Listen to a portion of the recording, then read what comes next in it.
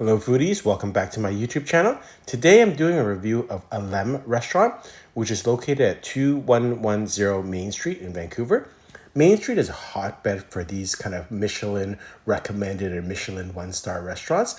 And I was very excited about this restaurant. I heard some great things about it. Next door, there's another related restaurant, not the same type of food that serves Afghan food. This restaurant is more, kind of all around the world, kind of global type food. I started with one of their mocktails.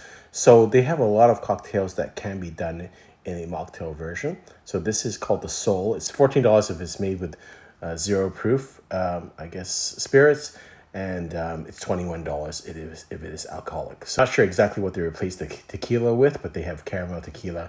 Then they have sesame oil, gochujang, grapefruit soda, and prawn cracker on top there.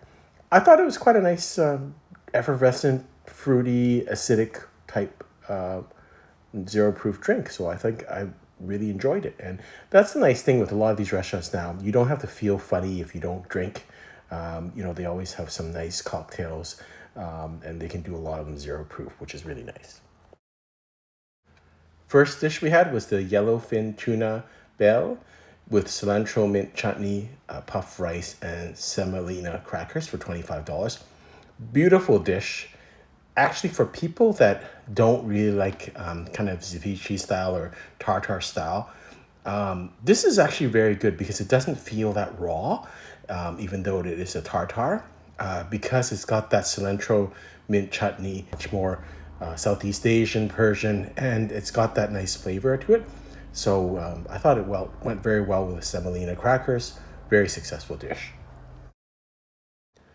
These are semolina crackers that go with the yellowfin tuna bell, and so I thought this was a very good accompaniment. Next is the Dungeness crab toast, which I thought was a very good dish again. This is with milk bread underneath and then lemongrass ginger sauce and chives for $39. A little bit pricey, but it is a wonderful dish, spectacular looking, tastes great. Even though it says it's lemongrass ginger sauce, it's almost like they put some of the Dungeness crab in there because it's very heavy. We actually got an extra order of the bread and butter for $12 because it was so much, the sauce was so good that we wanted to make sure we got it all. So after these first two dishes, I was very impressed. I thought it was very close to a one-star Michelin standard. And then as we ate along, I thought some of the other dishes were okay, were not as strong as these two dishes. But my first two dishes, the impression was very, very good. Very, very high-end dishes, very original, great flavors. So I really thought it was going quite well. The dinner was going well, so I thought I'd have one of their alcoholic cocktails. This is their mango ras malai, which is an homage to an Indian dessert. It's got gin, fresh mango, cardamom, Vancouver Island sea salt, saffron milk, clarified saffron white chocolate paint, $24. I thought this was quite a nice cocktail. It's got the gin, but then when you let the ice melt, it gets more of the fresh mango involved, and it kind of dilutes it a little bit to be a little bit sweeter. And then it does have a bit of spice from the cardamom. So it's kind of a unique cocktail. I liked it. Next, we had ravioli au dauphine for $38. It's got, le campagne, orange gastrique, and herbs. So it's kind of like a flatbed of pasta that's uncut. And I think it's beautifully plated. I think it's neat and novel that you have instead of cut up little pieces of ravioli, you have the whole kind of sheet of ravioli uncut. To me, it was an okay dish. I think the novelty was better than the taste, and I think maybe I was spoiled by the first two dishes, which I thought were exceptional. I thought this was okay, and I'm not sure if I'm not used to having a full kind of sheet of ravioli. I thought it was decent, but I thought it was not to the same standard as the first two dishes. Next is the cauliflower for $22. It's got panna cotta, ramps, and parmesan. Good dish again, and it might seem that I'm being critical about some of the dishes, but I'm just trying to compare it to Michelin Star standards in my mind. And again, I'm not a Michelin inspector, but this is kind of just what my kind of take on things since I have eaten in a lot of Michelin star restaurants. So taste was great.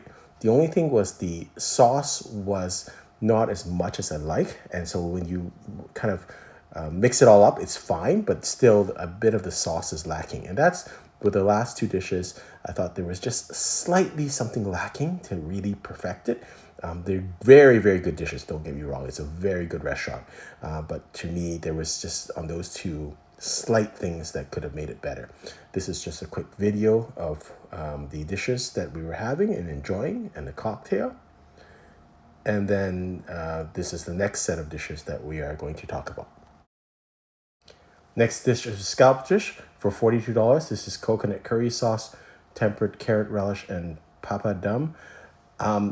Again, I thought this was a good dish, but not to the same standard as the first two dishes.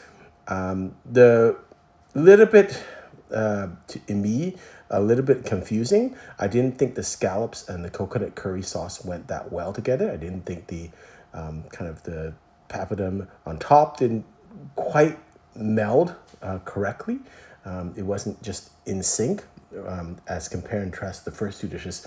I thought every part of the plate was perfect. It went together, it melded together. There was a reason for everything, and they all kind of blended together. With the next three dishes, I thought they're all good dishes, but could have been better. And this one, I didn't feel like elements were all quite in balance. It just didn't make a lot of sense to me. But again, good dish. It's not like it wasn't cooked very well. It was actually very good. Next was the grilled lamb skewers for $38. This is mesjo date glaze, ginger labna, and buckwheat. I thought this was quite a successful dish. Good take on kind of lamb skewers. I thought the flavors melded well. I thought the ginger was quite a nice take on things. So it was a good dish. I wouldn't say outstanding. Final thoughts. I had a very good time here. I thought the service standard was quite friendly and efficient and knowledgeable, so I thought that was good. I thought the ambiance and the whole concept was very good. I thought the cocktails were good. The food I thought was excellent. And as to whether they should get a Michelin star or not, I hope they do. And I think it's just a personal taste preference. I think they're definitely Michelin recommended for sure. As to one-star Michelin, I think it's really hard with restaurants that have a menu that are not price fixed because you have so much variety of food. So I thought there was some dishes that were clearly one-star Michelin standard. There were some that kind of are judgment, in my mind, kind of in between. They're kind of borderline. And then there were some that I thought were not quite there. And so I would say in my mind, it's probably just slightly below one-star standard, but I hope they get a star. That's kind of just my own personal opinion, but I still think it's a great restaurant and I will recommend this restaurant. Hope you've enjoyed this video. Until next time, happy eating.